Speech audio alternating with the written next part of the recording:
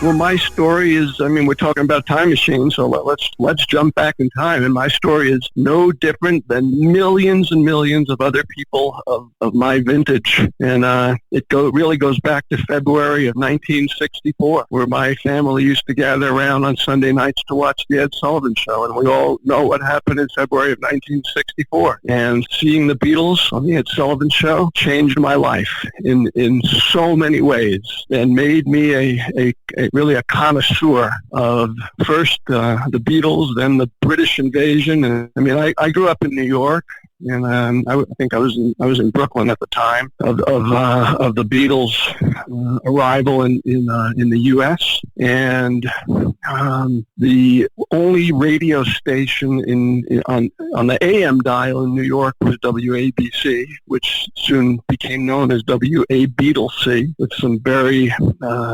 prominent DJs that really brought us the Beatles, the British invasion, Motown, soul, blues, rock, and all the rock and roll that went along with that.